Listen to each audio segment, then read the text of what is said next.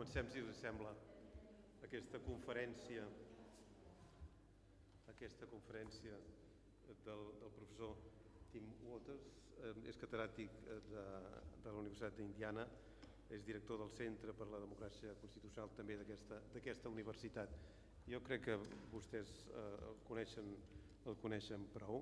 És un expert internacional en els estudis dels drets de les minories i també dels drets a la secessió dels estats, i no només ha publicat molts treballs, articles i llibres sobre Bòsnia, sobre Kosovo, sobre Sudan del Sud, sinó que té una experiència pràctica també molt important. És a dir, no només és teòric, sinó que ha participat, per exemple, ha sigut membre del Consell Assessor del Parlament de Sudan del Sud, ha estat supervisor electoral de l'Organització sobre la Seguretat i Cooperació Europea a Kosovo i Armènia, i ha sigut expert del Programa de Desenvolupament de Nacions Unides per Letònia i investigador del Tribunal Internacional Penal de l'Haia per l'antiga Iugoslàvia, de manera que coneix de primera mà totes les experiències de secessió dels últims temps.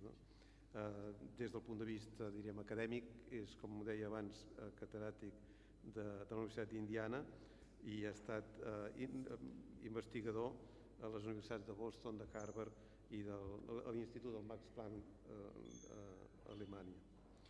I ens parlarà de secessió, subsidiarity, no sé, és difícil traduir-ho, assumptions seria presumpcions, suposo, darrere de les fronteres.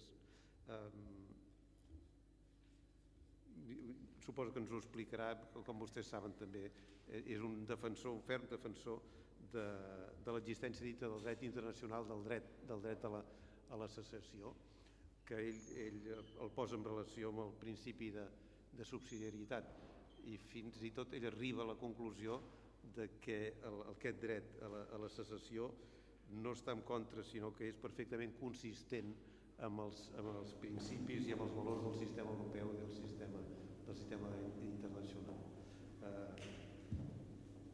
The floor is yours. Thank you very much for accepting our invitation. Thank you.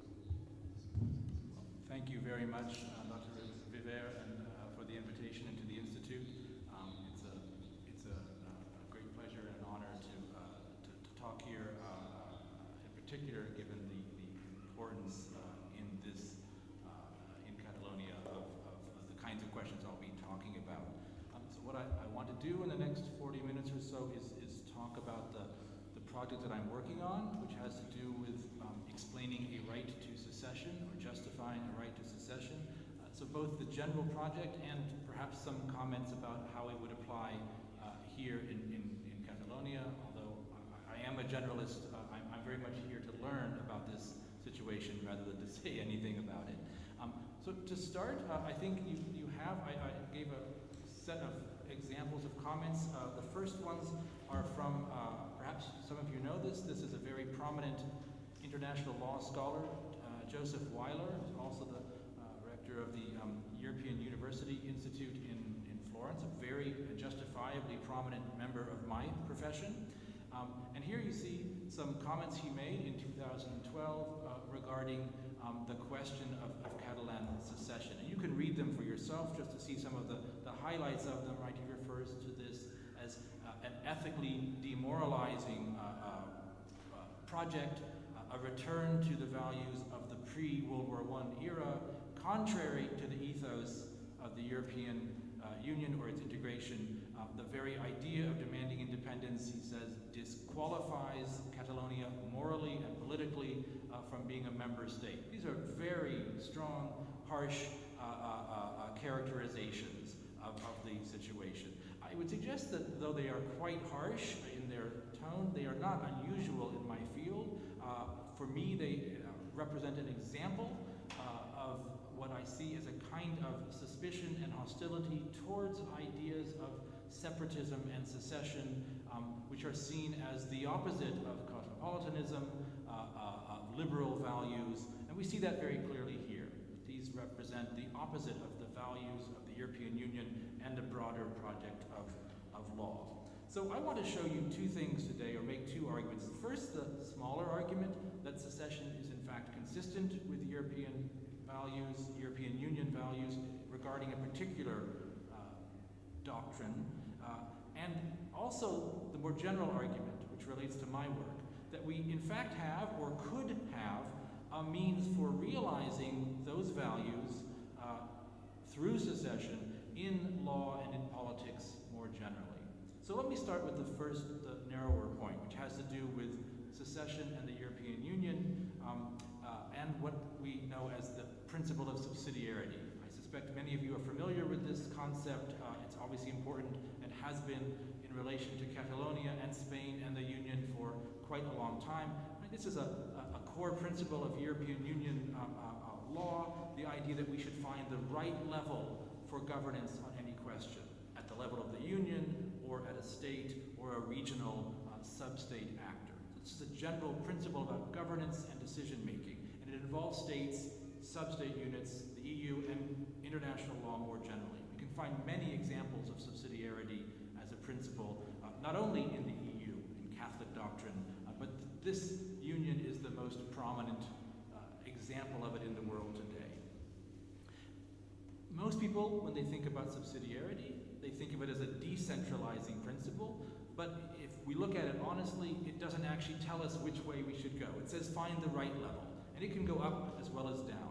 And in fact, scholars who've looked at subsidiarity can show you that during the period of time when it has become a principle of the European Union, there's also been a lot of centralization of the Union. So it's consistent with movement up or down. And this brings us to a key point. Subsidiarity is a principle, but it doesn't actually decide very much. It doesn't tell you what the right level is. It just says find the right level. That could be up or down. It doesn't tell you what it is, and it doesn't even tell you how to choose it. Right? Who decides what the right level is? Subsidiarity looks like a kind of technical or neutral principle, but it's really quite political. Right? It's about choosing where to place power, at what level, regarding units that exist in history, states, regions, and the people that live in them. It's a very political principle, as many things in the EU. Right? It looks like something technical, but it's actually something else. One thing we think we know is that, at least regarding what many people in Catalonia wish to do, most observers say that that's not subsidiarity. Secession is nothing like subsidiarity, we're told. If you look at the scholarship on subsidiarity, you never find discussions of self-determination or secession in any meaningful way. And that's thought to be something outside of this process. But I want to suggest that secession is a form of subsidiarity, because if you think about what secession does, it's distributing power among different levels within a system. Now this is the key point. People think secession is about escaping from a system. So if Catalonia were to secede from Spain, it would be escaping from Spain. That's clearly true. But secession does not mean escaping the system as a whole. An independent state of Catalonia would still be subject to the general system of international law. You might secede from Spain, but you're not going to secede from planet Earth. You're still on the Earth, still part of this system, subject to all of its norms. So what really happens when one secedes is a repositioning of this unit in relation to the rest of the units. In this sense, it would be the claim that Catalonia is a state, and what that means is whatever states have as powers, whatever sovereignty it has, this is a very contested word in international law, but whatever sovereignty means, this is a unit that has it. Whatever the rights and the obligations of a state are, this is a unit that has it. That's in a sense all secession says, right? Is that we're going to take a sub-state unit and elevate it to the level of a state. When you look at it that way, it's still an important change, but it's not a fundamental break with the system of international law. And this is also true if we think about regional systems like the European Union. Now, it is possible to escape the European Union or to be kicked out of it, unlike international law. You can actually get all the way out of the Union. But secession does not actually necessarily require a change in the relationship between that unit and the broader system. In the case case of Catalonia, as we were just discussing, of course, the common view is that it would require the departure and the reapplication. But that's a political choice of design, and it would be very easy to imagine a different system. The key point is that just because a unit secedes from a state in a regional system does not mean that the rules and the norms of that system necessarily change. I'll give you two very simple related examples. We were just discussing the idea of human rights treaties. If we're thinking about an international human rights treaty or a regional one, like the European Convention on Human Rights, the default presumption in my field is that a seceding unit would remain part of that system, right? Because we value humanitarian and human rights treaties and we want those protections. So we wouldn't assume that Catalonia or Scotland, if they were to withdraw from their existing states, their present states, would be outside of the ECHR. They might be outside the EU, but not the ECHR. That doesn't logically follow. Or if we think of inside that system, something like the European Court of Human Rights has the concept of the margin of appreciation. Perhaps some of you are familiar with this idea. Nothing in the creation of a new state would change the relationship of an individual Catalan to that claim. Right? A right may be determined at the level of the entire treaty, the Union or the ECHR, or at a different level of the state, and the only question is which state. Right? So in reality, there's no difference for many questions within a regional system if you have one more unit or one fewer. It makes a difference in relation to those two units, but not to the system as a whole. So this is commonly observed. Right here, Catalonia would be the 29th member of the EU, but it's more than that. I think what we can see is if we think about secession as an act of subsidiarity, we can see that nothing in that act contradicts the values of the European Union if we think about things like subsidiarity. So I profoundly disagree with Professor Weiler's view that this is contrary. When people like Weiler or others call for the expulsion of Catalonia from the EU, this is a political preference, and it may be consistent with the treaty as it is currently written, but it is not required by the logic or the values of the Union or of the European project as such. It is an artifact of the treaty, not of values. And if you read Weiler's quotes, he's not talking about treaty law. He's talking about deep ethical values. I think nothing in the idea of secession contradicts that.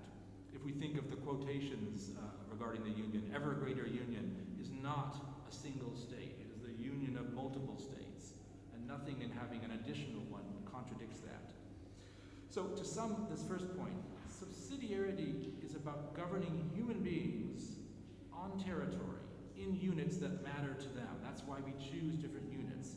That's exactly what secession is also about. These things are not contradictory, but complementary. So I hope this at least indicates that secession is not a violation of European Union values, whatever it may say about the treaty. But as I said, the idea of subsidiarity doesn't tell us what units we should have. That principle doesn't actually tell us why Catalonia should or should not be a state. We need some other principle to decide that. And here I have good and bad news. So the good news is we have a principle that helps explain why this answer should be made here. And that's the language of self-determination. Self-determination as a principle gives us a reason, a justification for preferring the lower level in most cases. And critically, it gives us reasons why the lower level ought to be the one that decides the question. As the name of this doctrine implies, self-determination. This goes back to the title of my talk. People live in places. Yeah? People don't just live on the planet freely. This recognizes, in other words, that human political life and social life has a territorial component. We can get on airplanes, we can fly anywhere, but people actually do have connections to places, and that matters ethically, socially, and politically. And when you combine this fact with our normative commitment to autonomous choice, we believe human beings should make their own choices. This, in a sense, if I may borrow from Jesuit logic, creates what we could call a preferential option for the local. Right? There are normative reasons to prefer my choice here over your choice in the more general. So this is the good news. We have a normative language that says why secession is a valid decision to be made locally. The bad news is it's not the language that we actually currently use. And in fact, my project, the book I'm working on, is a claim that we should restore this other language about self-determination. So for the next 25 minutes or so, what I want to do is talk about how I understand self-determination, how we use it now, and how we ought to use it. So if you look at any United Nations document, you will, almost any one of them, you will see the word self-determination. It's clearly a principle of our global order. It's a foundational pillar of the order we have since the Second World War. And it rests upon an assumption, which is that fixed borders are stabilizing, that they reduce violence, and that they make autonomous democratic choices possible. I think this is a fair description of what we have and why. We have very fixed rules about borders. We don't change them easily, and we think that's a good thing because it reduces violence and stabilizes politics. My question is, what if borders in fact are part of the problem? What if borders actually increase conflict, in extreme cases actually increase violence, and in relation to democracy actually distort democratic processes? This is the question I want to raise. It's a direct challenge to the assumption that underlies our post-war normative order. This is my project to test that assumption and to propose a new rule that would manage peaceful change inside states. So for the next few minutes, I want to tell you what I think the current rule is, the trends in it. I want to critique those assumptions that are underneath it. I want to tell you what my alternate rule would look like, and then suggest some problems with my rule, because it's only fair. Most people, when they think about self-determination, they think about Woodrow Wilson, or maybe Lenin, it depends. But this is where we first see this concept, right, in the First World War, and it's a political standard, it's not a legal standard, right? The idea that human beings, people, should determine their political community. Right? People should determine borders. What is it, a people? For Wilson, at that time, it means a nation, right? Somehow identified population that shares some values, language, religion, culture, or something like that. So this is a principle. How do we know who the nations are? If we look at the way it was done in Wilson's time, it's a kind of objective or external analysis. There are the poles. We all can see where they are. We can ask who speaks Polish, who speaks German, and we know roughly where the line between these two nations are. So it's an external, objective exercise. There's a little bit of democracy in there. If you recall your history of World War I, there are some plebiscites to determine the rough borders in places where it's not entirely clear, where there's too many Poles and Germans in one place. But for the most part, the lines are drawn on big maps at diplomatic conferences. Nonetheless, this is a radically disruptive concept, right? And if you look at the handout, the second thing here you see is a quote from Robert Lansing. He was the American Secretary of State during the latter period of the First World War and at the Versailles Conference. So I think this quote is from 1920, actually. But here is President Wilson's own secretary, and if you read this, you see he's quite skeptical about his boss's new idea, right? Woodrow Wilson is for self-determination, and his own secretary says this is just dynamite, right? The fixity of national boundaries and national allegiance and political stability would disappear if this principle were uniformly applied. And so Lansing makes sure it's not uniformly applied, of course. But he goes on, right, with a list of terrible results, right? Destabilization and violence that will result. So this is the common view. Wilson's idea is wildly idealistic, and in a practical world, it is too dangerous. Okay, this is the Wilsonian model. As I say, it's not actually a legal model. Where do we find the legal principle? It comes at the end of the next Great War, at the end of the Second World War, in the United Nations Charter and in the major decolonial documents that follow that. And here we see, for the first time, this as a legal principle to govern the planet, that people should govern themselves. Beautiful principle. You have our, at this point, you can look at the second page. I'm going to be talking about the rule as we have it now. This rule basically, I'm going to argue, has been in place since around 1945. It becomes sort of perfected by 1960 in the Decolonial Declaration. We're still living in this era. So what does this rule say? People should govern themselves.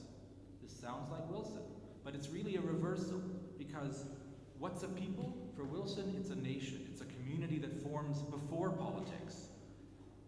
In the new model, a people is the population of a territory that already exists. So show me the map, and I'll show you a people, right? It produces radical results at first, because this is a formula for decolonization, right? Every territory ought to govern itself, and there are lots of colonies. But obviously, eventually, you run out of colonies. They're all liberated. We have 16 left, little islands. And then this rule turns out to be very conservative, right? Because if the rule is that only peoples can govern themselves, and peoples are the human beings who live in a territory, once every territory is free, the work is done, right? So after decolonization, this principle, which was so disruptive, now becomes very conservative. It preserves borders. And in fact, one very notable scholar, Thomas Frank, has described self-determination as he calls it an idiot rule. And it's not because it's a bad rule. He says it's a rule that is so simple that even an idiot could figure it out. Because the rule says, show me a map, I'll show you the countries of the world. And it's true. If you take a map of 1945 with all its colonies, red British colonies in Africa, French ones in blue, and you give it to a 7-year-old with a crayon and say, show me the countries, he'll get them all right. He won't get the Soviet Union right, he won't get Yugoslavia right, but he'll get everything else, right? A child or an idiot could figure out the map of the world. It'll never change again. There's also not a lot of democracy in this model, right? Chad, Nigeria, Ghana are going to be free whether they want to be or not. No one needs to ask them, and in the decolonial period, there isn't a lot of asking. So this is the model. There have been some changes. I want to suggest what those are. First of all, I just said there wasn't much democracy, and scholars and politicians have been trying to fix this by introducing a principle of democracy into self-determination. And this is what we now call internal self-determination, the idea that people really should govern themselves, and that means the population has to take part in its own governance, right? All of the population. You can't exclude people because they're of a different race or religion. Everyone has to be part of their own governance, maybe as a democratic community. But also this means things like autonomy and federalism, ideas that you here in Catalonia have been dealing with for 3 decades. You're quite familiar with this idea that there's a democratic aspect to self-determination. But that's internal. As for external, the thing it used to do to make new countries, here we find a much more limited scope. So today, in my field, the most radical discussions are about what is called remedial secession, the idea of a remedy for great harm. So if a population is persecuted, subjected to genocide, or denied participation in their own society, maybe there's a claim that they should be able to escape from the state as a kind of protection. But this is very limited. We have almost no examples of this. And in fact, at the time of the Kosovo crisis, this was a very live discussion. Was there enough ethnic cleansing to justify independence? So the threshold is very high. Alongside these developments in democracy and remedies, of course, we still have continuing claims from populations who, as I see it, are still looking back to the Wilsonian model. They still think that self-determination is about a community making a country for itself. For example, here. This has very little legal traction, right? It's not a claim that since World War II makes a lot of sense in law, but it still makes a lot of sense in society and politics to a lot of people. So we have a disjuncture between the law and political desires. So when I look at self-determination since World War II, what I see is a principle that created decolonization and very little else, that since the 1960s, all of the work has been about doing things inside the state, but not any more of that disruptive, generative work of making new states where they're needed. I call this a period of decadence. We created a classical rule, and we're just running that rule out, making small changes without fundamentally rethinking it. Now, as I said, there are some assumptions as to why this is a good rule. Most people in my field think that the idea that we should not make new states is a great idea. I understand some people in Catalonia disagree, but most people in international law believe that this is the right model. And as I said, there are some assumptions beneath this. These assumptions are, I think, the following. First, as I said, changing borders is destabilizing. If we change borders, we'll start getting more and more states. We'll fracture into thousands of states. If we start changing borders, minorities will no longer cooperate in politics. They'll just say, we want to leave. And changing borders, separation, separatism is illiberal. I think these are the assumptions. Why do we want fixed borders? Because we don't want those things. First thing to note, these are assumptions about empirical claims, right? Open borders, liberal borders, either produces more violence or not. That is not an opinion, that's a factual question. It's a very hard one to answer, but it is an empirical question. I think, in other words, we have a rule, we have some assumptions about it, but I find no evidence that we have ever tested these assumptions. How do we know that fixed borders reduces violence? This is actually, if you talk to political scientists, a very hard thing to measure. And the reason is simple. This is a single global rule. How do you measure a global rule? It's very difficult, in fact. You can't look how it works in one place or another. This rule has governed the whole planet since 1945. Where there have been wars, where there have not. Very hard to know what it's actually doing. So we have a rule, we have some assumptions that are very hard to test. I don't know how to test it either, but I want to suggest a few observations we can make that might give us indications that we should at least be asking. So, I mentioned the assumptions. Let's look at them. Fracture. Is it true that relaxed borders would lead to endless numbers of new states? Well, we know that there are also incentives to integrate. The European Union, for example. We have examples of small countries joining larger units, pooling their sovereignty. My favorite examples are small islands in the Pacific that could be independent and choose not to be because they see it makes more sense to be in a currency union or a security union with Australia, let's say, or the United States. So it's not true that every small group will run for the exit. We have a recent example. You may have heard that there was a referendum in Scotland, right? They voted to stay. So it is not true that everyone will fracture just because they have the right. Related to this, this is an empirical question, but there's also a normative question. To say that fracturing is a danger is to say that fracturing is bad. But what is the right number of states? We used to have about 48. Now we have 193. Do we have too many? Would 194 be too many? It's actually very hard to say what the right number is. I have my favorite example of this idea that states can be too small. In 1991, as Yugoslavia was falling apart, the European Union, or European Commission, as it was at the time, sent a representative to Belgrade and Ljubljana and Zagreb to encourage the country to hold together. He said, don't do this, right? When he was in Ljubljana, he said, don't secede, you're too small, you won't be a viable state. Now, as you know, Slovenia is a state, it's a member of the European Union, it's a lovely country. So it's not too small, obviously. But this is the interesting part. Does anyone know who the man who was sent to Yugoslavia to send this message was? Yes, Jacques Pos, Foreign Minister of Luxembourg. So Luxembourg was telling Slovenia, you're too small to be a state, right? In other words, we don't know what the right size for a state is. We do know that some very large states are not very functional. The Soviet Union, the Congo, right? I think it's not clear what the right number or size of states is. So should we be afraid of fracturing? I just don't know. Do flexible borders lower cooperation for minorities? Well, that's probably true. If you can leave, you might be less inclined to cooperate. But it is also true that rigid borders lower the incentives for the majority to cooperate.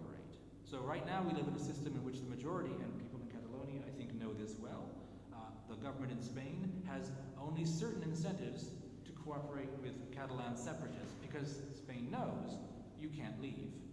Right? So it may be true that open borders reduces minority cooperation, but it is also true that closed borders reduces majority cooperation. I do not know how to evaluate that. As for violence, would open borders create violence? I'm going to return to this, but just to say one thing. Perhaps, but we do have to ask a normative question. Who causes violence? Is violence caused by secession or by resistance to it? And this is a critical question that is often left unexamined.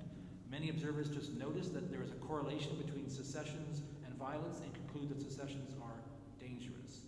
But secessions that are not resisted are called peaceful new states. Lastly, is secession illiberal? So this is a very important critique. Secession often relates to nationalism. Nationalism is thought to be illiberal. It's an old-fashioned way of thinking, as Joseph Weiler suggests. I think that we do have evidence here, however. There is simply no valence, no direction to secession, more liberal or less liberal. Yes, some secessionist groups are illiberal, but others are more liberal than the country they're leaving. Slovenia from Yugoslavia, the Baltics from the Soviet Union.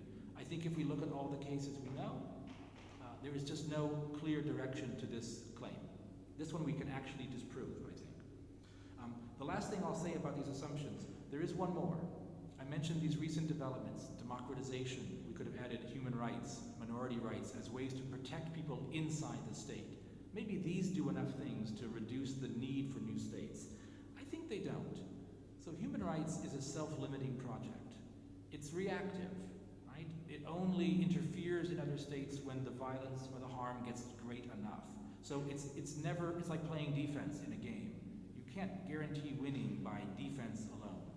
If we think about the idea of remedial secession that I spoke about, that we're going to let communities leave if they suffer harm, well, the problem is that produces very perverse incentives to prove that you have suffered. And the problem for Catalonia is that you aren't suffering enough, right? We have very good evidence of this from the Kosovo case. It is well established that the Kosovo Liberation Army consciously adopted a strategy of provoking violence by the Serbs, which was very successful. And this produced enough harm to interest NATO in saving them. Though this worked, it is not a strategy I would recommend to you, because it cost the lives of 9,000 people, right? And even then, as I say, in my field, the question is, was that enough? So there are terrible incentives if we say you get a state only if you suffer. I don't like that model. The last thing about violence I'll say is this. The present system is violent. If you look around the world, this is a world in which no one has the right to leave his current state. No separatism is allowed unless the state agrees. And yet we find dozens of conflicts where human beings join together to say, nonetheless, we will try. It is that important to us. We live in a very violent world. Evidently, the current rule does not reduce that violence. I don't know what the correct level is, but I don't believe that we live under the best of all possible rules. So, I want to describe my proposed alternative. And this is the third page here. Have your handout. I want to suggest this rule for two reasons. One, I think it's a better rule. That's a good enough reason. But two, as I said, I don't think we can actually test the rule we have. There's no way to know what it's doing. So this is my kind of proxy test. We can't test it in the real world, so I'm proposing an alternative. And if this looks better, we should use it. If you can explain to me why it's not better, then you've gone one step towards testing the rule we have. Right? So I'm producing this both for itself and as a way to give us a kind of point of reference, like a triangulation on the current rule. So let's just look at my rule very briefly. You have it here. I'll just describe the basic features. The first feature is that most things don't change. Right? The rules on fixed borders, especially the rules against other states invading states, stays in place. So Russia really should not be invading the Ukraine under my rule either. The only change to this rule of territorial integrity is that we relax it for internal claims from groups inside the state and nothing else. I don't want cross-border wars, so I want to limit it to internal claims. How would this be done? Through a series of plebiscites. This is where I'm looking back to Wilson and saying we want to borrow that kind of claim. Human beings are going to make their political borders and not the other way around.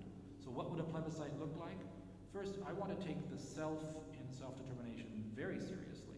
This is a self-defining group, and it defines the territory on which the plebiscite occurs. Right? How this group forms is the way groups normally form in politics. Civil society groups form spontaneously, political parties as well, and a group would have to make a claim. In my book, I'll discuss the procedures of this, but I want to simply describe the basic outlines. The point is that the group defines itself and the territory on which the question will be asked. Now, when I say it defines itself, the key thing is it defines the place where the question will be asked, and anyone who lives in that place or has a connection to it gets to vote. You don't get to say it's just us, we're a nation, and you're not part of the nation. It's a territory on which human beings live, and they have the right to decide. The point here, in other words, is that this produces a kind of self-limiting effect.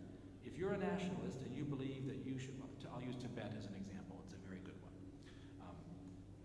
Those of you familiar with the Tibetan case, there are a lot of Tibetans in Tibet, there are a lot of in the autonomous region, there are a lot of Tibetans living in the areas around it. There are also a lot of Han Chinese. And if you're a Tibetan nationalist, I've met some, who want the big Tibet, you have a real problem, because in large parts of greater Tibet, there are more Chinese than there are Tibetans. If you want to succeed, you have to shrink your claim, right? Or in this country, you could think about the Basques. They face this problem, right?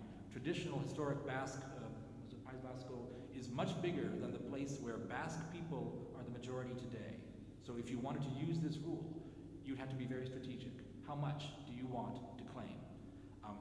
I would also, in my rule, ask for a supermajority, not 51%, but more, because I want to be sure that you really are serious. So that's the first part. The group defines itself and the place where people vote. Second, it is cascading. Right? This, again, is a feature of the World War I plebiscites. A lot of people inside that area might disagree. We need a mechanism for them to opt back out. And we see this. It worked very well in several of the plebiscites after the First World War. People are either Polish or German, Austrian or Yugoslav. And depending on which way the vote went, some people got to, in a sense, vote a second time to get out. Right? I want to have that kind of mechanism to produce a line that keeps as few people on the wrong side as possible. Notice, by the way, this means I'm not using existing units. Right? So Catalonia is a unit. I'm interested in people who want to be independent, and that may not be the same as the exact borders of the state. I want to put some limits in place, purely practical. Can one person vote to be a state? No. We're going to need some minimum, maybe 500,000 people, maybe 1 million. I have no principal reason for this, but I want to avoid microstates. I want to avoid the problem of a man who lives on top of a uranium mine and says, I want to be a country, right? We need a sizable group of people in order to explain that we know this is a valid choice by human beings living on territory and not just a grab for resources. Last thing, this should repeat. One of the problems with the World War I plebiscites, with self-determination at that time, is it happened once, and that was the end of it. The League of Nations was very clear, we will never do this again. And the current model, the UN model, says we fix the borders forever. I think if we were to take this seriously, you make your choice, you create a new state, and you too have to confront the question that your population might decide this is not the right state for me, and confront that. You can't do it once and simply say we're done. So this process could repeat in the future, which means the state has to become attractive to its own population. So a few features, and then I'll move to my conclusions. This is the process. I want to explain what I think it's like. I think of this as a kind of radical territorial democracy. So first of all, this is a claim of right. A population can do this as a human right, not because they've suffered enough harm. They can do it simply because they desire it. And this is important. What's fascinating to me about the Scottish case, the Catalan and Quebecois, is these are not places where the harm is great enough, perhaps in history, but today, great enough to justify this under any other theory. This is about human beings who desire something in politics. These are pure cases of political desire, in my opinion, and that ought to be enough, right? To claim it as a right to govern yourselves. So it's a right and nothing else. It's also ahistorical. I noticed here I was given this very interesting book called Catalonia Calling, with this huge section describing the War of the Spanish Succession. I am not interested in the War of the Spanish Succession as a foreigner, right? I don't want claims that are based upon claims about history. I draw this from my experience in the Balkans. Any Serb can explain to you why Kosovo is the hearth and center of Serbian culture. It's a very plausible claim. All the monasteries are Serbian. It's clear they were there for a long time. The problem is, today, there are 2 million Albanians living there, and I care about them more than about history. So my claim is completely in the present. If you can't win a vote today on the territory you want, then you can't have a state. It's also anational. It's not about nations, although I expect that nations would be the ones who would use this right. But the key is not a claim of nationhood. The key is winning an election on a day in a territory. And maybe you're going to win it because you think you're a nation, but that's not what we ask about. I liken this to an election. In my country, in my last presidential election, a majority of people voted for Barack Obama. Why did they do this? I have no idea. We don't care why they did it. We added up the votes and said, it's Obama, right? So it's not about your reasons, it's about your decision. Nationalism is a reason. The decision is to vote on the day. And if your nation cares enough, you'll all come out to vote. So I want to make it about that. And my reason for doing this is I look at the world and I see that, as people like Weiler suggest, nationalism is distrusted. If we base the claim on nationalism, people say that's illiberal, that's exclusive. I don't want that. But people do believe in democracy. They believe in the voice of the people to change their own governance. And that's what I want us to care about. I think this model solves two problems with Wilson's self-determination. It's not about ethnicity, it's just about people voting, and it's democratic.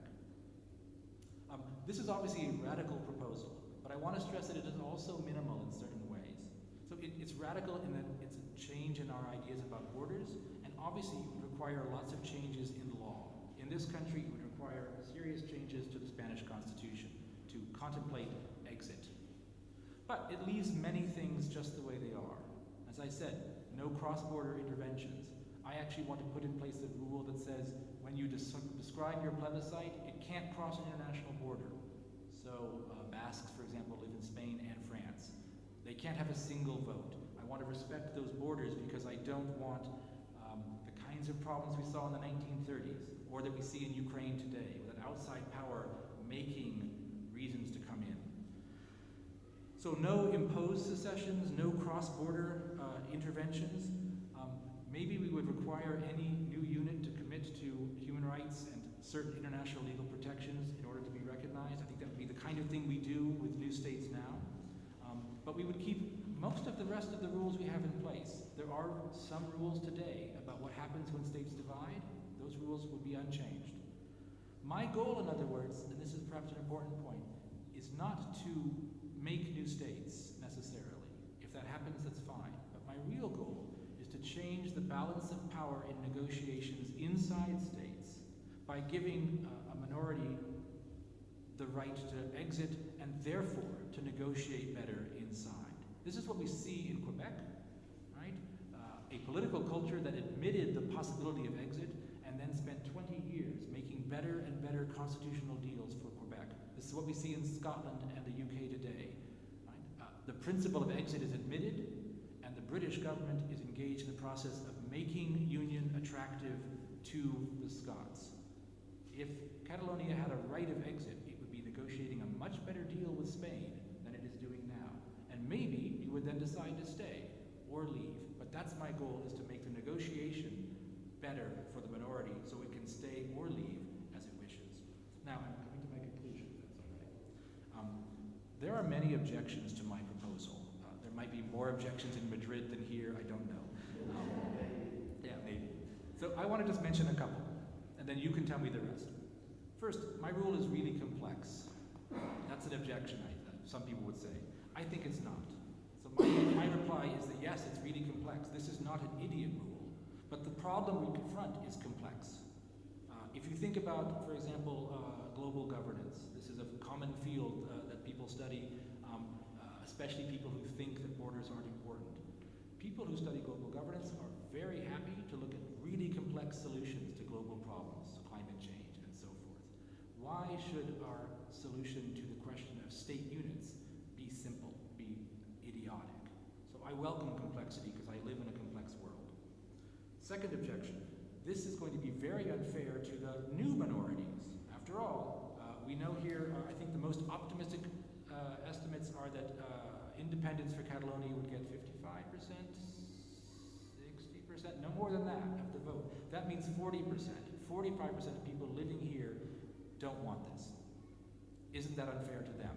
Not both to them and because they have expectations, as does the rest of Spain, right? They have built a whole system assuming you're part of their country. I think this is a problem, but not an objection. It's a fact that people who are taken out of their existing country against their will are unhappy. It's a fact that states have investments and other expectations. But I think the analogy to marriage is actually very useful. We do not enforce marriages. We allow people to separate even though we know that divorces are harmful.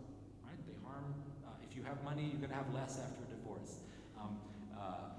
If you have children who are innocent in this, they are going to be harmed by that. Divorce is not good for children. And we still say it's okay because we value the autonomy of human beings.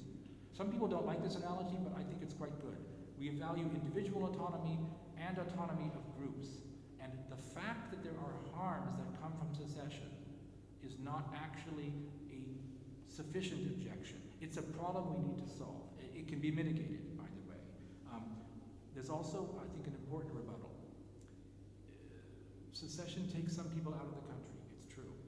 But refusing secession locks people in against their will. So either solution puts some people in a country they don't want to be in. And it's clear, mathematically, that my rule puts fewer people in the country they don't want to be in.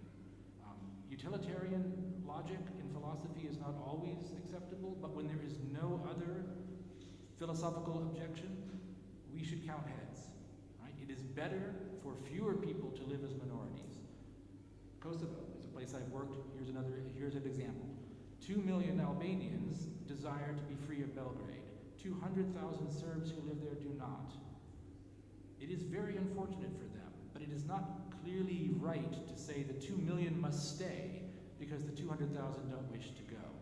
So I think the objection about new minorities is simply a mathematical problem we should seek to mitigate, but in fact the whole project is designed to put as few people in the position of minorities as possible, and that is an ethical position. I want to return to violence as my last objection. Won't this lead to violence? As I said, there are incentives to integrate, so not everyone's going to leave. There are rational reasons why people might not choose to leave or could negotiate the exit. But I want to be very clear. Would my rule lead to violence? Yes, it would. People would die if my rule were in place. That is true today, however, under the existing rule. The only politically and philosophically relevant question is, would more people die or not? I think there is reason to believe, if you look at the state of, for example, Africa today, where there are so many internal conflicts, we have reason to believe that locked borders raise the temperature of politics and make politics about control all or nothing. Yeah, so I think the important question is, can we imagine a rule that produces less violence? But it is not an objection that there would be violence or conflict, because there is in the world today. We cannot make the perfect the enemy of the good. So I want to be clear about that. We're looking for a better rule and not a perfect one. We should remember the benefits as well. This rule is clearly more just to people who wish to leave. Right? They benefit from such a rule. It also produces options for resolving conflicts. If we say we will never change borders not only in Europe, but in the Balkans, in Iraq, then we leave political options off the table that maybe would actually be the best solution to a given conflict. Right? Logically, the more possibilities you have, the more likely it is that you have the right option in your hand. But now we say we will never change states, we will never change borders. So I think we would have more options for conflict resolution if we had flexible borders. I have one last objection, and this is my conclusion. This is wildly idealistic. Look back to Secretary Lansing's comment, right, where he criticizes his own president, his own boss, for being, this is the dream of an idealist, he says. I will freely admit to being an idealist in one way. I'm talking here about what we call ideal theory. I haven't described the hard politics of how we would actually make this a rule. That's what I'm going to put in my book. How would we actually convince states and other actors to support this rule? You who are involved in Catalan independence movements understand that this is a very difficult thing, obviously. So I'm not talking about the politics here, but the principle and the legal norm. And in that light, I want to close by suggesting this may be an impossible project, but there are others. If we look at the past, we have the impossible project of human rights. 100 years ago, it seemed like a very improbable idea, and now it is a fixture of our politics. Decolonization. Just 100 years ago, we were getting more and more colonies, right after the end of the First World War. Today, it is a completely discredited idea. So the world can change dramatically, and we ought to embrace the possibility of seemingly impossible projects. But I want you to look at Lansing's list if we're thinking about idealism and impossibility. And here in the middle, he says, what effect will this have on the Irish, the Indians, the Egyptians, the nationalists among the Boers in South Africa? Will it not breed discontent? Will not the Mohammedans of Syria and Palestine and possibly of Morocco and Tripoli rely on it? If you look at that list, with the exception of Palestine, all these things have happened, right? And if you look at Weiler's entire comment, he too lists terrible things that might happen, some of which already have. In other words, this is not the only idealistic proposal. There is another idealistic, I would say unrealistic view, which is Lansing's. The belief that borders can last forever, that they should last forever, that whatever problems arise, and however hard the dispute between two peoples, it is better to lock them inside and expect that everything is going to work out all right. So who is the realist? Or, if you like, which idealism would you prefer? The eternal state or something else? Thank you very much, and I look forward to your comments.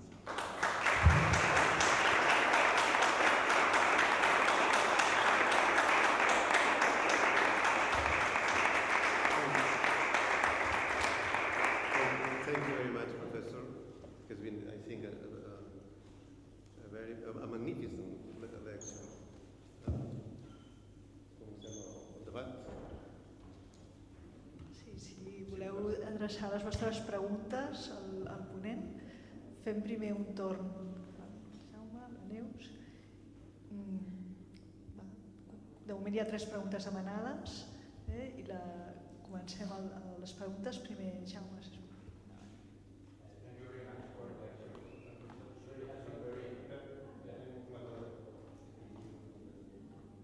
Thank you very much for your lecture. It has been very interesting. I have 2 questions. The first one is about the right to decide, something that we call the right to decide. I mean, some people has been working in Catalonia on a so-called right to decide that connects with the name that the demonstrations and the mobilizations in Catalonia used. The content of this right to decide is quite similar to the things that you are defending, in the sense that it's also connected with the idea of the principle of democracy, the idea that the failure of recognition can justify the secession. Maybe it's just a nominalist debate, but I would like to know your opinion about if it's useful to go on pushing for this term. It's useful in Catalonia. I mean, the right to decide is well known here, but maybe in the international sphere, we should change the name and use the right to secession. In fact, from our point of view, there is a small difference, or a slight difference, is that when we talk of right to decide, we include the internal self-determination. So we have a remedial idea that when people, as Catalans, are demanding this right or are defending the right to decide, at the first term, they are defending an internal self-determination, and just as the last solution, these include as well as a secession. So it's not exactly the same, it doesn't identify the same, but well, maybe we should change the name. That's my first question. What's your opinion about that? And my second one is that, following with this reflection, with these ideas, when we defend the right to decide, we are not defending, and this is a difference from your position, just a desire of self-determination or a desire of autonomy. Because even if we don't take history as the main reason, we base our position in pointing at the fact that we are a permanent minority in the last time.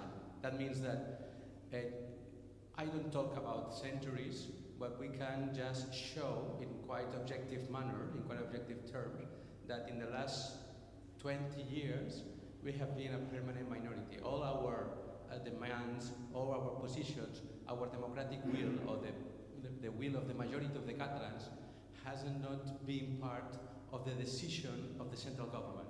That is a problem of the democracy, and we include this in our idea of the right to decide. That it's not only desire, it's not only self-determination, it's not even a question of nations that connects with Wilson's perspective, but of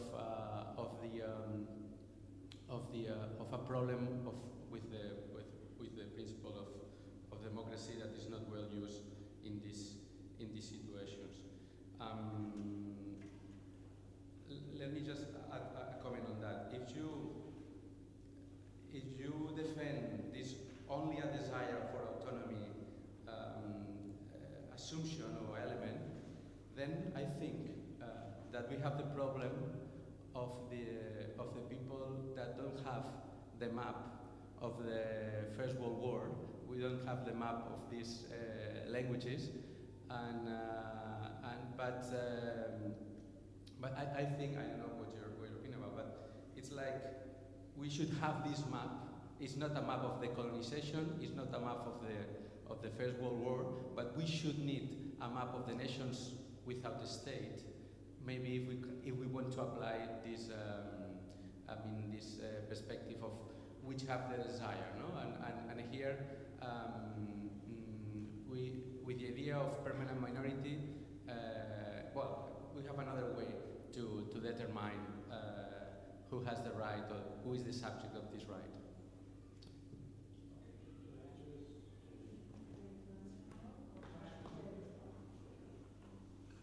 I'm happy to answer now. Usually if you gather questions, it just gives me the chance to avoid questions. So this way I will have to answer each question. On the first question, what should you call this? As I said, I didn't get into the politics. My immediate intuitive reaction is don't call it a right to secession, because that's far worse than a right to decide. A right to decide may be a hard argument to win in Europe, but a right to secession is much worse. So I'd stick with decide.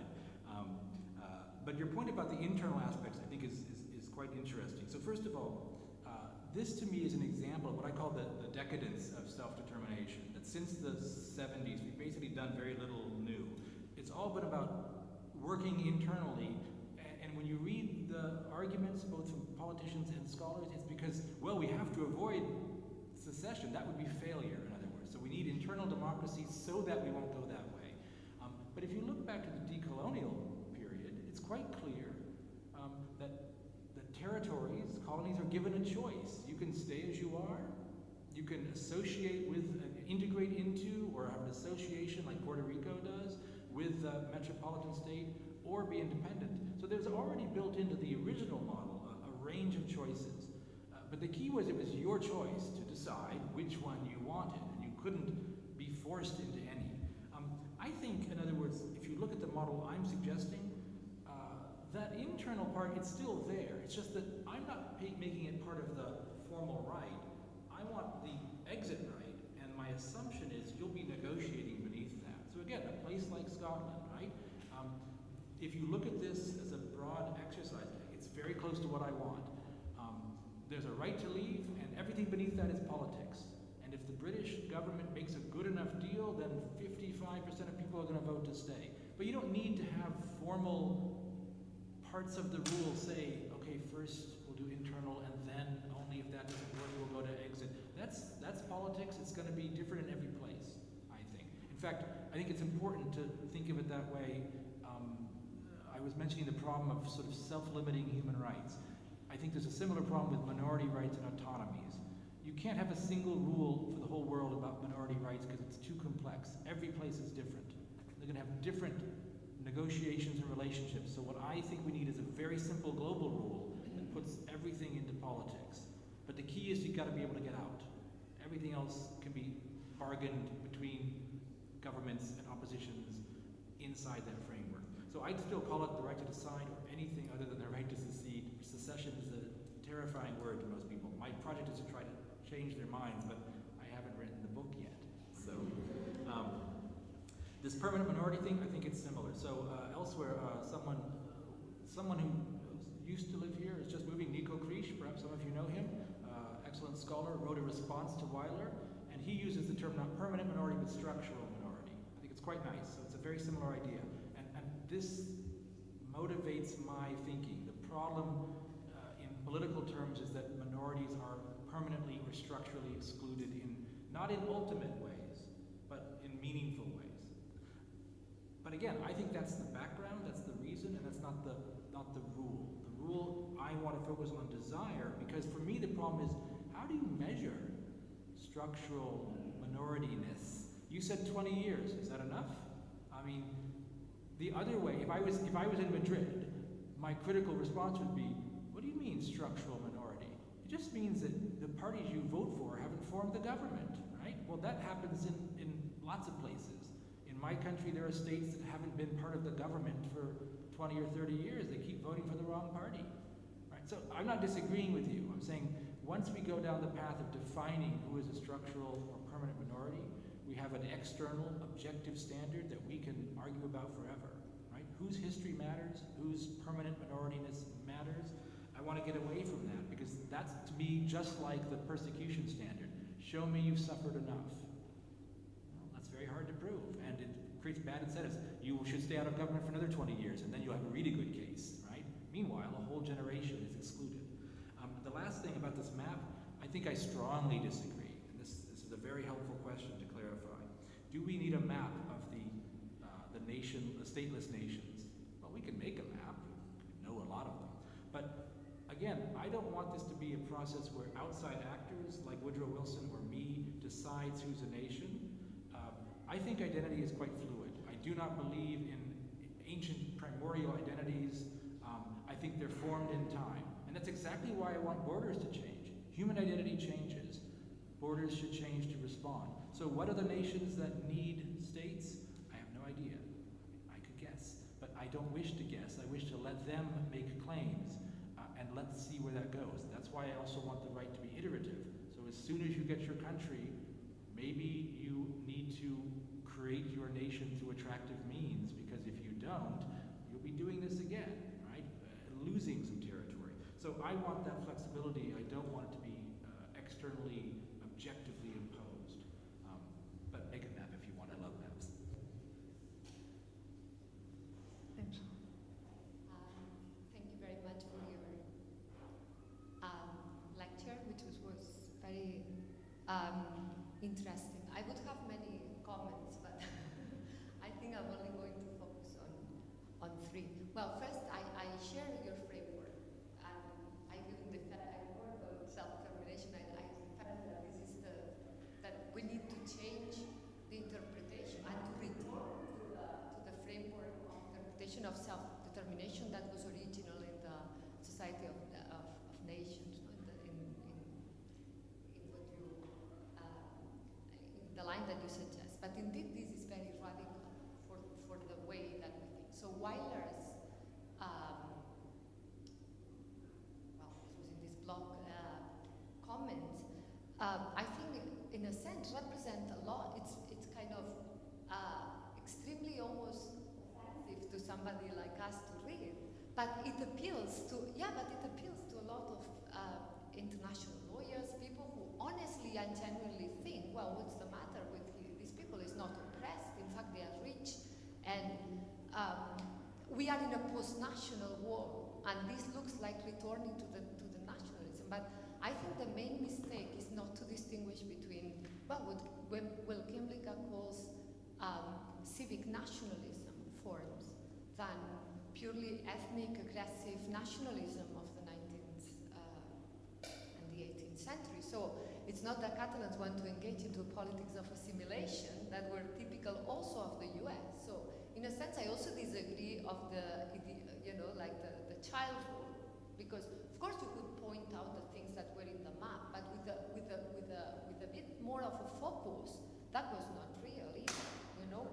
I mean, it was not real even in the US that there was a nation, you know, because, I don't know, when Napoleon sold Louisiana to Jefferson and they signed this treaty that where the French was meant to be respected in Louisiana, Jefferson is reported to have said, well, when we reach the imbalance of the population, that they were more, so they are more English than French, then Louisiana can be a member of the Federation. So it's also unclear how, like the discourse of Weiler, simply, for me, what is striking is the non-realization that we don't live in a post-national world. It was France, Germany, so they still have the power.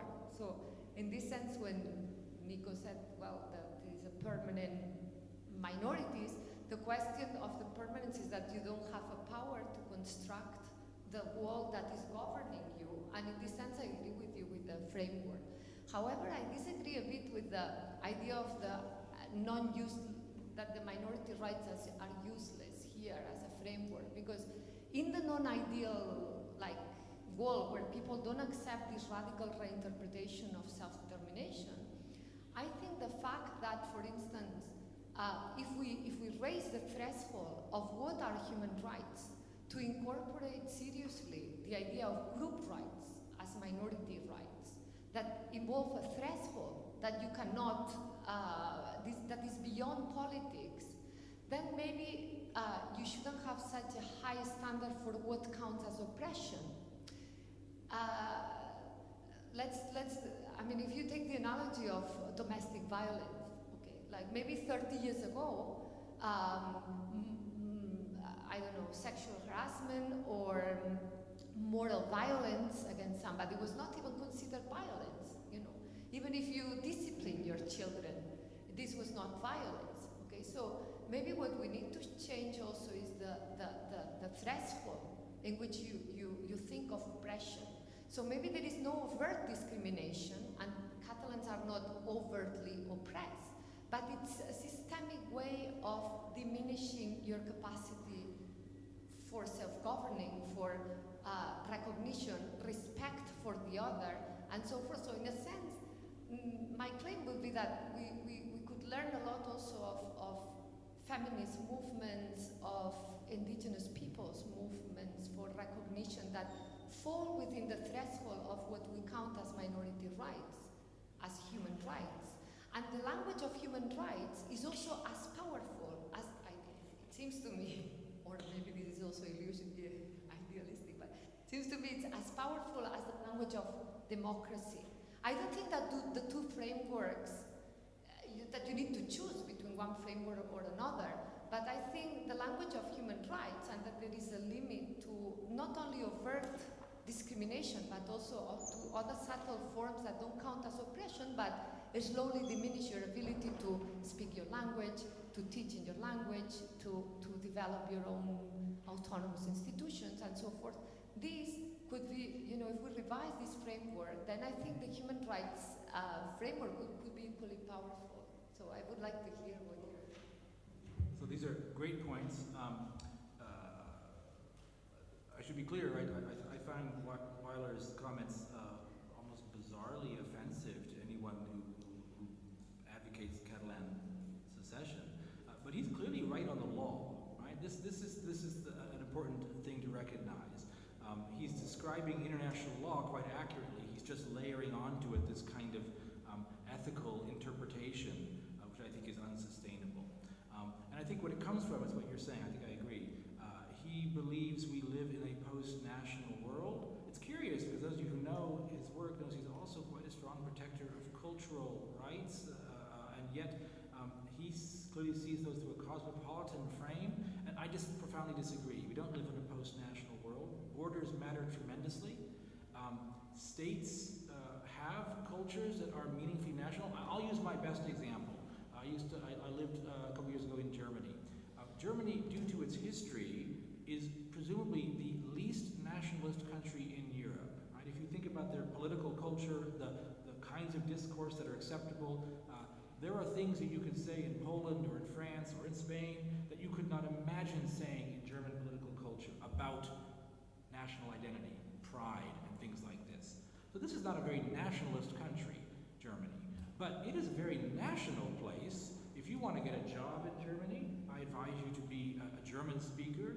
I advise you to maintain their unique concepts about order and efficiency and time. Right? Anyone who's ever been there knows there are both impressive and frustrating things about Germany that are different. Right? Not everyone, but as a general pattern. In other words, there is a national culture. We don't want to reify it. We don't want to essentialize it. But it would be foolish to pretend that different places aren't different in ways that matter. And if we imagine literally like merging France and Germany into one country, its politics would have to change, right? It would have to become bilingual. It would have to make different choices. So we don't live in a non-nationalist or post-national world. We live in a world of national states very meaningfully. And that's why it's a relevant question, what units should we have? I profoundly disagree with that interpretation. I think we agree on that. On the second point, I don't know that I said minority rights are useless. If I did, you should change what I said on that camera. If I used that word, it was in my enthusiasm. Human rights and minority rights are by no means useless, extremely useful tools for these kinds of problems. But I think they are insufficient. Right? This is the point I want to make. Nothing that I'm describing, I mentioned that most things would stay the same in my system. And that includes human rights, minority rights. Nothing in my proposal would require us to get rid of minority rights. In fact, we'd probably have more of them, precisely because one way to bargain with a minority that can leave is to give it a very good deal, right? Minority rights, autonomies, federalisms, more than now. So I think they would actually be improved by the possibility of exit. But they are, I think, in the present system, insufficient. Particularly a couple points. You're right in theory. If we could just alter human rights standards enough, raise the standards or lower the thresholds of harm, we could fix every problem. It would still leave the problem with people's desires. They simply want to govern themselves differently in ways that aren't about human rights. Again, Scotland, there's not a single human rights problem there. Under the most generous set of standards, there's only the question of, do you wish this or not? It's like marriage again, right? We now have what we call in English, right, no-fault divorce. There's no reason, I just want to go, right? Nothing else. And that we wouldn't capture. But I think realistically we will never arrive at human rights standards high enough or thresholds low enough to cover the serious cases. And if we did, this is a problem. If we had standards that were as the way you describe, we would be intervening constantly in every state in the world in ways that might not be good. We would be giving grounds for constant intervention. So one thing this helps, it's a very helpful point to allow me to make. My view sounds radical, and it is in one respect. It's only radical about the units that we happen to have. It's actually very conservative about the idea of the state. I think the state is necessary. I'm not saying it's good, but it is unavoidable. It is a fact that we have in this world. And it would be dangerous to imagine that we live in a world of global governance that we don't, that we're going to intervene constantly to protect people. My model leaves everything else in place. You can make human rights standards better if you want, but for one question only, I want a special rule. Do people want to leave? That's a special human right I want to add, and all the others we can argue about. Maybe we make the standards lower or higher, but we'll never get them right to actually protect people. In a place like this, you just would be invisible, and in a place like Kosovo, the harm will be too great before the help comes. So I want to keep the state, I love states, I guess I'll say, right? I just want to question which ones we should have. I think it's important. They're so important, we need to get the units right. But that in no way prevents us from advancing a project of human and minority rights. It's totally complementary to this, I think. Great comment, thank you. Hi havia dues preguntes més? Sí.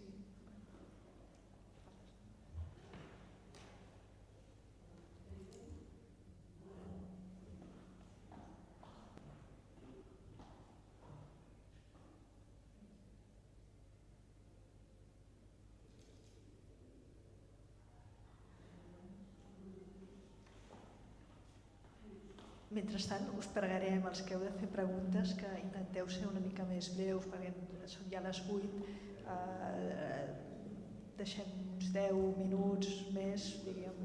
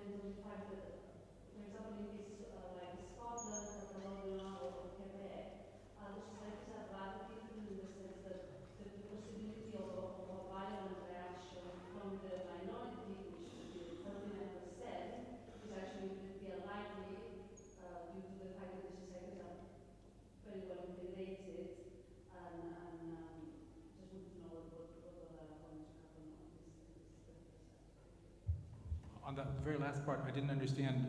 Are you saying that you think larger minorities are less likely? A larger percentage is desirable, which it is, obviously. It will do, if you're going to have in Catalonia, you want a huge number of people, obviously, I understand that. But if you were a result of 51%, you saw some kind of danger in the fact that it's 49% of people who do not wish a political solution. And I was wondering if that has the same relevance, let's say, in a country in Africa or a country like Scotland or Catalonia, where the society is very integrated, is very diverse, plural, very peaceful and sure democratically. That's a great question. And I purposely did not put a number on it. So in theory, ideally, I'm happy with 50% plus 1. And we noticed, for example, in Scotland, that was the rule. Right?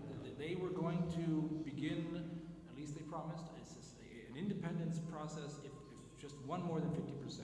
So I have no objection to that if a country wants to do it. And for my model, in theory, I think that's fine too. I am leaning towards a higher number, and I don't know what, but as high as I can imagine it, for a couple reasons. I'm trying to think of the objections that come. So one is the problem of contingency. Common objection to the idea of secession is, well, wait a minute, people might want this now, but they'll change their minds later. Right? I actually think this is an invalid objection because we don't know the future, we just know the present, and this objection could be used forever. You think you want this today, ask again next year. That model just takes you forever staying inside Spain, let's say.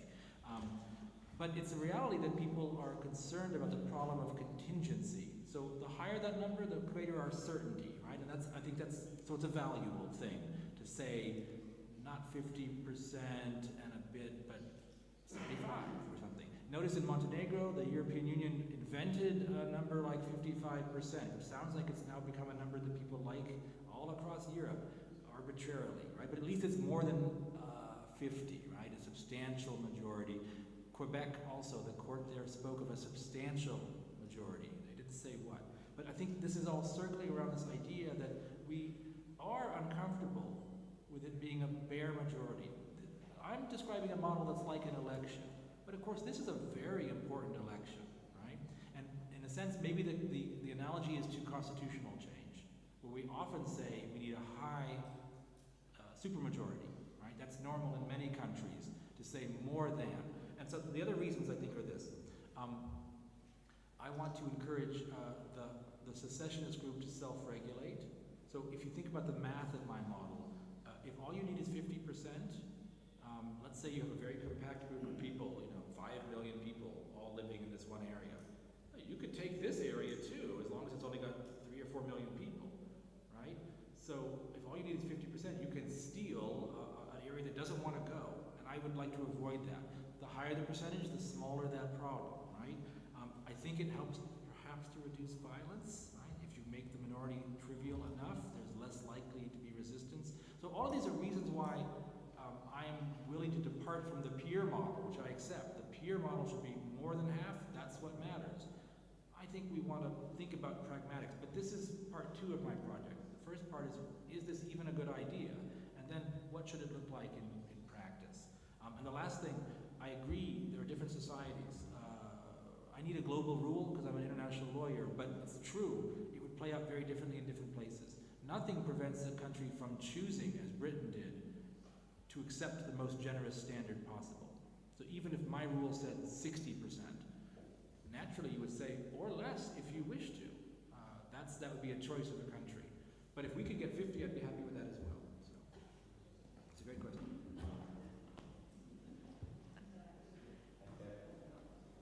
Specific question about the territorial integrity, I think now. Acosta't al més.